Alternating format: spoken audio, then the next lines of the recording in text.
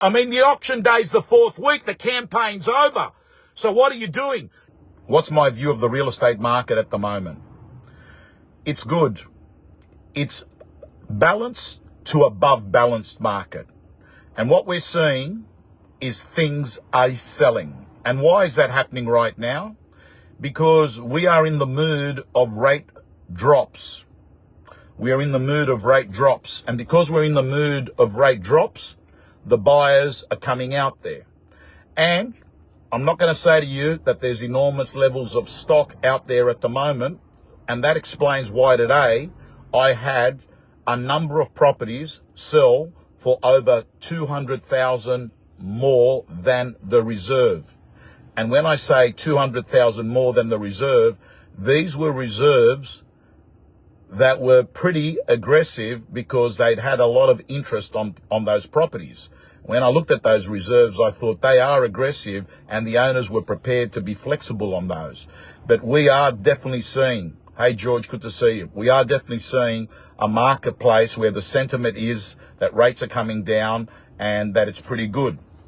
Now, I want to let you know that yesterday I was having a conversation with a real estate journalist, and it was about the subject of vendors who have to correct price.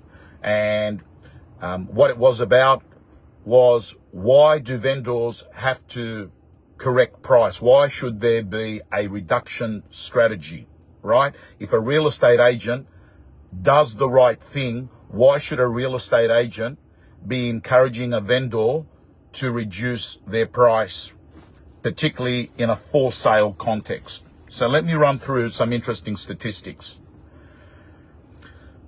What percentage of properties in Australia do you think sell for lower than the listed price?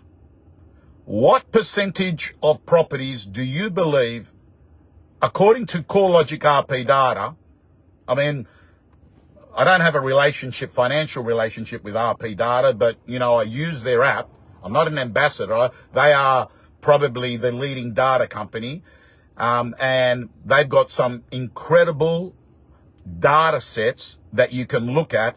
And one of the most unlooked at by real estate agents is called the vendor price discount error.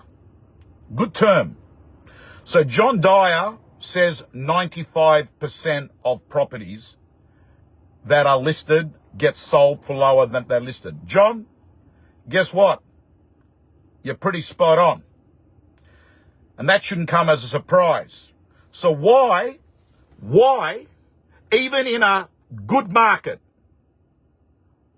do the majority of properties, 95%, says John, the data set that RP Data has, that's a couple of years old, says it's 75%, but that doesn't obviously include properties that are auctions, because auctions don't have a list price, right? And then when those properties get sold, you can't work out the variation. But based on my own auction business, I have a look at what percentage of those properties get sold for more than what the owner wanted originally. And I would say it would be a small minority. So I would actually say, John, that number of 90% is probably where it's at. So think about that concept for one moment. In Australia, 90% of the properties that get sold at a lower figure than what the owner was hoping for when they've listed it. This data set is available on CoreLogic. Why does that happen? So why does it happen? Why is there a gap between the list price and the sell price? Well, let's go through it. There's two reasons. Reason number one, and the main reason, is that nearly every owner will want more for their home than what it's worth. That's a fact. End of story. Every owner also believes that their kid is the best looking kid in the world. And every owner thinks that their home is worth more at the start. That's why real estate agents exist, to help an owner either get that big hope price or at least get educated on what market value is so that they sell at a fair market price. So what is the average level of discounting? What is the average level of discounting? Roughly 5% across the country. And discounting changes based on marketplaces. So when you look at a balanced marketplace like we have now, right now we've got a bit of a balanced marketplace, and that is stock comes on, it gets swallowed up in reasonable times, and I've got to say to you, roughly for a balanced marketplace, it's around the 4 to 6%. That is the discount level. When you've got a marketplace that is a buyer's marketplace, right? When it's great for buyers. And that means that there is, when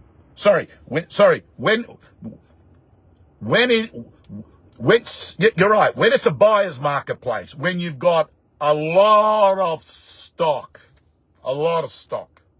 and it's great for a buyer. What's the discount level? 10% plus. That's why, ladies and gentlemen, you've got to be an outstanding vendor manager in tough marketplaces if you're working, right? It's not the case for me today. And in a marketplace that is a seller's marketplace, a marketplace where there is hardly any stock and there's lots of buyers, that's called a seller's marketplace. That's a boom. And when you've got a boom, believe it or not, you still have a vendor discount, because vendors, even during a boom, still want to get more. It's human nature. And I have to say, oh, by the way, people ask me, what is the biggest discount level areas? Now, that's something good to look at. A suburb in Townsville called Heatley is around 11%, right? So when you go around the country, you have a look at it, and there's some great data sets. You can get them from SQM, RP Data, all the companies now, and all the big portals, Domain REA, they've all got data companies. But I've got to tell you, in summary, if I had to go look at it nationally, in summary, in terms of discounts, Melbourne has got 17 suburbs that offer discounts 10% plus over. It's been a very challenging market, less so in Sydney and Brisbane. And I've got to also let you know, for those of you that are sitting there watching this right now and are saying to themselves, what is the cheapest area in Australia to buy a house? Well, let me tell you, I'm going to give you the 3 lowest median prices in Australia at the moment. If you want to get into the market, but you really don't have a lot, let me run through them. Rockhampton, Geraldton, and Devonport. Devonport in Tasmania. So, I've got to say to you, it's so important. It's so important. It's so important that you understand whether at any time what marketplace that you're working in. Now, what I want to do is go through, because this is the conversation I was having with the journalist yesterday. I was making the distinction between what an agent that is a trusted advisor, house price maximizer agent is, versus, let's call it the conditioner. Let's call it the agent that's not the trusted advisor. Let me go through what a trusted advisor agent does in the management process. And by the way, that was the other conversation I had with her. I despise the word condition. It's a word that I don't use. You would never have heard me use that word. I despise it. because when I think of the word condition, I see it as a word that's got manipulation.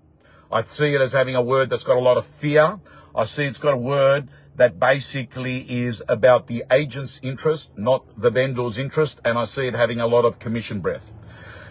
So at the end of the day, if we make the assumption that every vendor is going to try and get more than market value at the beginning of the process, we're going to need to understand that a real estate agent is going to need to be very good at the vendor management piece. And I want to run through, what is it? Yes, Trevor, still suntanned, because that's what 3 weeks of sun gets you when you're not in Australia in winter. So let me run through. Number one, and I want to make it really clear, if we had to make the distinction between an agent that is a trusted advisor and make a distinction with an agent that is the overpricer, let's call it the overpricer conditioner, the two biggest qualities that distinguish them are intent and transparency. Intent and transparency. Let me run through. If you are the trusted advisor agent in the vendor management process, because you're going to have to be really good at helping vendors accept the reality of the marketplace, because depending on what part of Australia you're in and the kind of property you've got, your vendor is going to have to be aligned, right? Which is a nice word for price correction or price reduction, by 2 to 10% to sell based on the data set. And how are you going to do that? Well, firstly, I do think that every vendor should be given the opportunity at the start to go for a higher figure. And the reason I say that is we see it as real estate agents every day of the week. Certain properties are out of line sales. They'll go for more, whether it's an auction or it's a private treaty. Today, as an auctioneer, I see properties that had reserves of 2.4 sell for 2.6, right? So every property deserves the opportunity right at the start for a week or two, if it's a for sale, to go for the higher figure. But every vendor also deserves the integrity and respect and the transparency to be told, if we're not getting that number early on, we need to adjust the campaign and the excite figure, because I've got to let you know, if you don't adjust price early in a campaign and you adjust at week 3, I mean, the auction day's the 4th week, the campaign's over. So what are you doing? You're making the property attractive after all the buyers have seen it and left. You've got to do it early, because all real estate agents know peak audience on a property is in the first 30 days. You never get a second chance at making a good first impression. And I can tell you what bad real estate agents do is they overcook properties. They leave them overpriced. And then when they adjust 5 weeks later, 6 weeks later, the market's gone. They've moved on. People have moved on. The listing starts getting stigmatized. And people start saying, oh, there's something wrong with that. And then what actually happens is you get this dysfunctional relationship between the agent and the vendor, because the agent had gone in and overpromised. The vendor realizes it's not happening, so the communication breaks down, and eventually, you know, if they're desperate, they'll sell, but they'll sell unhappily. But a lot of the times they won't sell, and then they'll give it to a second agent, and then that makes it even worse, because the whole marketplace says, oh, that's been on the market for months. That's gone from agent to agent. So let me just run through what the trusted advisor, vendor managing agent is like. They're an educator. They're one with transparency. What they do is when they sit at a listing presentation, and that's where the process begins. At the listing presentation, they'll sit there with an owner and they'll say to the owner, hey, I want to let you know, you're hoping to get $1 million. I understand that. I've got to let you know that would be a wonderful number to achieve. I also have a lot of buyers that have got $1 million and $1.1 million budgets that I can bring through. The comparable sales that I have with me are indicating that it's probably under that number. Here are my 3 comparables. They're showing me somewhere along the lines of 9 or thereabouts. But I need you to know, Mr. and Mrs. Vendor, in the first instance, we know that there's an opportunity to go out there to get a heart buyer. And if we get that heart buyer, we normally get them right at the start. They're an emotional buyer, and they've been waiting on the market for the right property. An example of a heart buyer is the buyer who has family who lives in the street already, and they want to buy a home in that street. I'll paint you a heart buyer that I had 4 weeks ago. House, street in Bankstown, gets sold for top dollar. I find out the girl that bought it lived 2 doors up, was brought up there, had got married, had moved out, had separated, had moved back home, didn't want to be back home, but needed to be near her parents to help with babysitting and what have you as a single mum because she was working. So she bought the house. Right? So ladies and gentlemen, I've got to say to you, that's the heart buyer. And I think that every property deserves the opportunity. Yes, David Gray. David Gray makes a good point. Maybe don't overprice to get the listing to start with. 100%. Because I was going to say, the second thing that causes so much of the stock in Australia, which we said is about 90% that sells for lower than the list price. The first one is that all vendors want more money. The second one is that there's always a Larry the Liar out there in most marketplaces.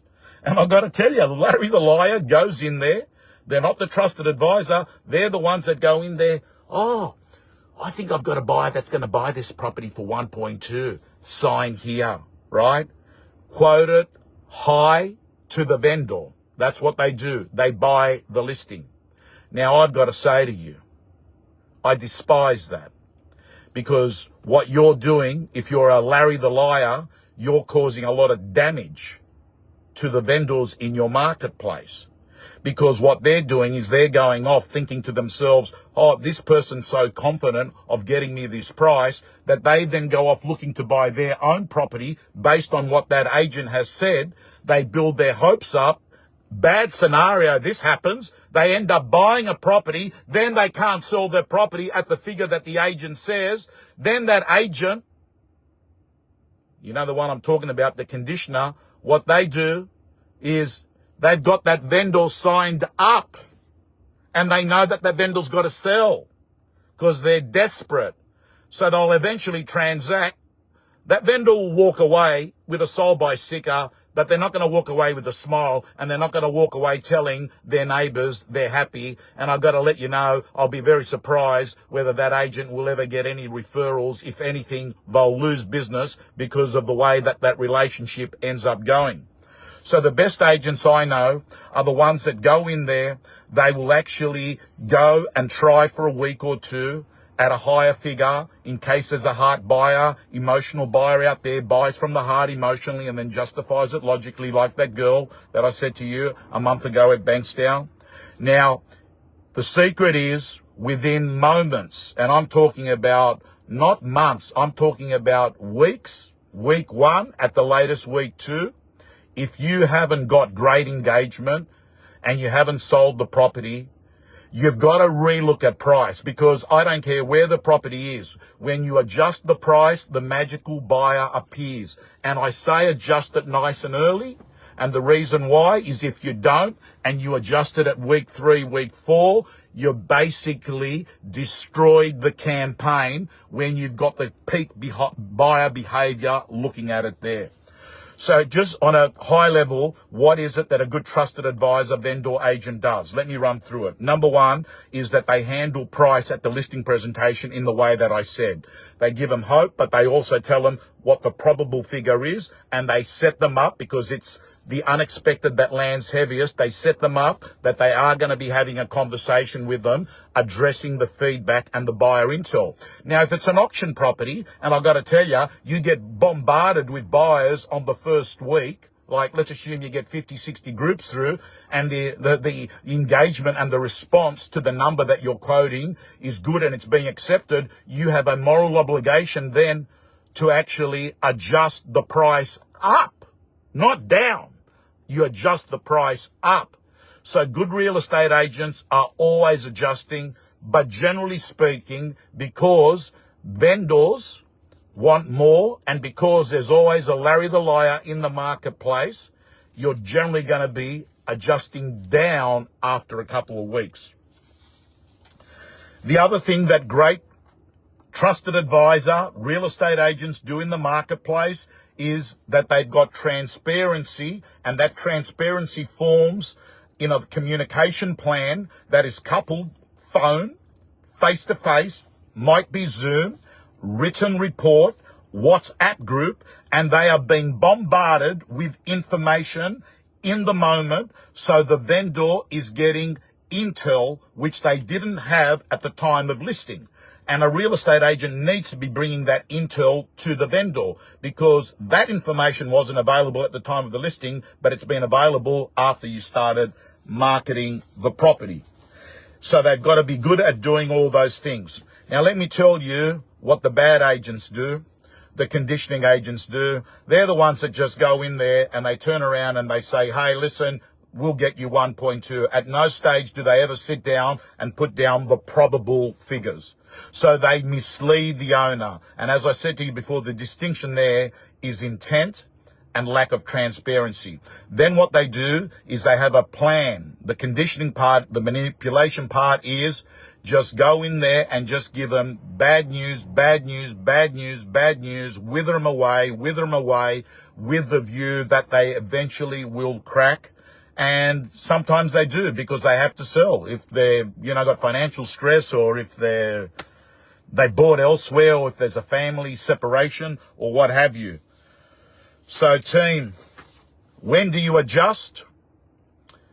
If you've gone in with a higher figure at the start, thank you, Aaron. It's good to be back. Malcolm Quinn, good to see you. Trust-based advice is grounding your advice in fact-based analysis. That's right. It's also about knowing your own data set, knowing your own ratios.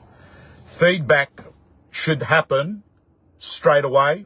I believe the first strategy session should be and some people call them, set to sell meetings, expectations meetings. Your strategy session should be held very early after you've had your first set of buyers through, after you've had your other real estate agents from your office that have come through, so you can be giving them that feedback. I think when you're giving feedback to owners, I hate agents that are, warm and fuzzy. Oh yeah. Nah, man, you be clear and concise. You be like a doctor. You say it as it is. There are too many real estate agents that mix the relationship between friendship and business. They are not looking for a new friend. When they called you in for an appraisal, they didn't call you because they were looking for someone to hang out with on Saturdays. They called you because they wanted someone that was a heavy hitter that could get them from stuck to unstuck. They had a problem and they needed a Panadol. You're the Panadol. And the Panadol is basically being evidence-based, talking data, and being clear. And stop trying to be saving every vendor. I mean, the market's the market. The market's the market. The market's like a tree. It's got its own branches. It thinks the way it thinks. You are not the message. You are the messenger. And what I'm saying to you, be a clear, concise messenger. Be a clear, concise messenger.